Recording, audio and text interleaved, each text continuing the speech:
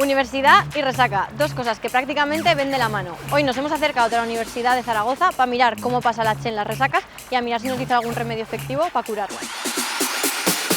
¿Qué carrera pensad que es la que más sale de juerga? AD. Yo te diría los de ciencias, que están muy locos.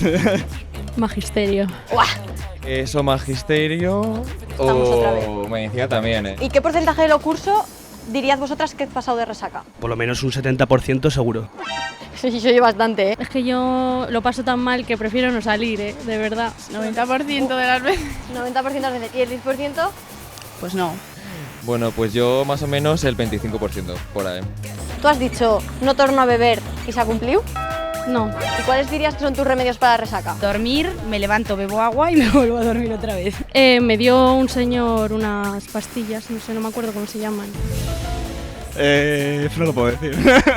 ¿No me puedes decir todo ves? No lo puedo decir porque es ilegal. Y luego algo de plátano también a veces. El potasio es importante, sí. La señora me dijo, cómprate vitaminas. Un buen desayuno. Desayuno, perdón. Que el mejor consejo es no dormir. No dormir. No dormir. Porque así, si no duermes, no tienes resaca. Comprobado. Y si es muy tocha, pues medicamentos, paracetamol o lo que toque. Sí. Les encanta drogarse a esta gente. Ah, y ponerte a Serrat. ¿A Serrat? Sí, porque es espabila. Nací en el Mediterráneo. Oye, ¿quieres mandar un saludo a tus padres?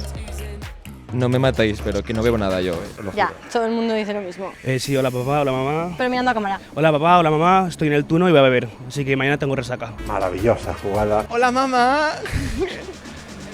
Espero que no estéis viendo Antena Aragón. Aragón TV con el audiovisual aragonés. Yo igual, pero si lo ves, un besito, te amo, madre. Hola papá, hola mamá.